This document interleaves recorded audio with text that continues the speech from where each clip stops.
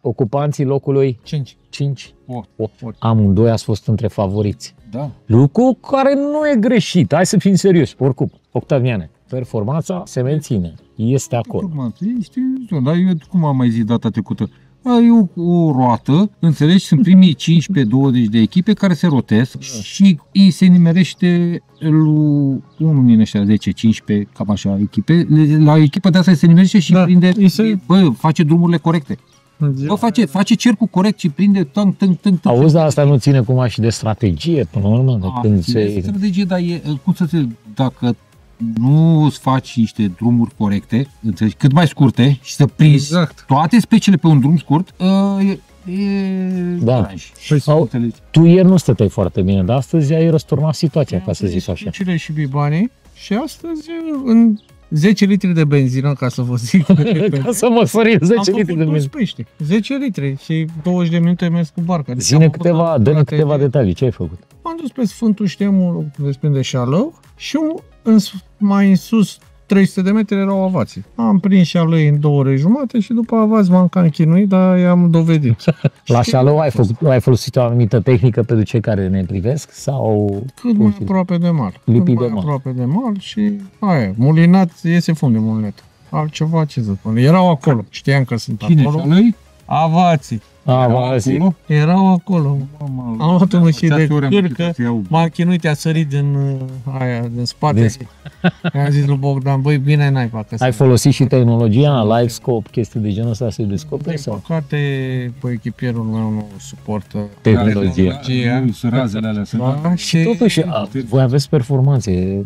Campion național anul trecut, acum locul alt campionat, 20 de bărci, era mai ceva aici, 70, locul 5 e ca locul 1. Măi, Cristi, nu s-a încheiat încă competiția, mai sunt încă 4 etape, vorba aia, 3 etape. Dacă vor veni atâtea bărci, se va juca până în ultima... Bineînțeles, până în ultima... Eu cred că dacă iei locul în primii 10... Dacă prinde 10-4, e șansă maximă. Dar unul care se frânge să duce undeva în 20, 100%. Din aia primii care... Spuneți-mi cum vi s-a părut ca organizare și mai vreau să zic apropo de organizare și de nou trend al ligii, cum vi se pare? Ca și corectitudine, ca și organizare, ca și implicare, ca și... S-a scăpat de scandal, deocamdată. Asta mă bucur că nu mai e scandal. Da. Nu mai e cert, nu mai sunt reproșurile alea care erau, că ai luat, că ai făcut, că ai drept, că nu știu ce. Deocamdată... E bine. Vi se pare puțin schimbată lumea așa, ca și atitudine? Da, Tu, Cristi, ce zici? E ok. Da, e ok, să vedem ce va urma. Am văzut că se fac lucruri, sunt implicați, echipa care s-a format e implicată. Au venit noi și echipa care vine nouă pe lângă președinte și vice și secretar și nu știu, ei trebuie cumva și să aibă un beneficiu la un moment dat, pentru că dacă nu, într-un an le ajunge aici.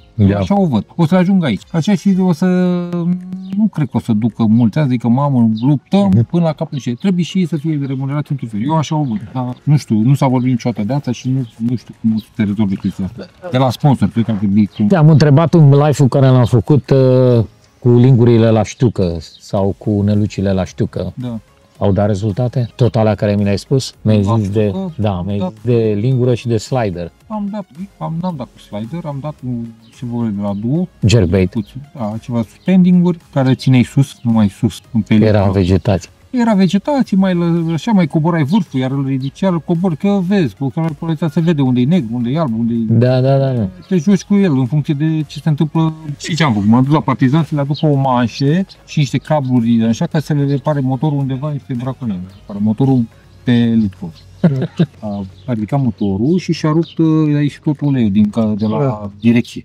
Din casetă, din traci. Eu m-am plecat la Partizani, la cineva într-o curte. Cristi, tu știu că s-a confirmat ceea ce ne-ai spus? Nu. Eu în concursul ăsta n-am prins nimic. Colegul a prins, eu am dat pe gumă, el pe lingură. El a prins să știu ce. N-a mers. Am înțeles. Deci tot la lingură. Marea majoritate s-a zis la lingură. Inclusiv noi am prins la lingură. Știu că am auzit de cineva cu cicadă.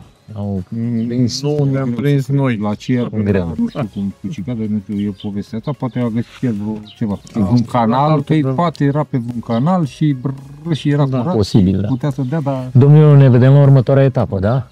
Adicați, nu? Da. Să sperăm că vom prinde pește. Mulțumesc și felicitări. Să fiți sănătoși, nu? Da. Și vouă felicitări. Da, mulțumesc.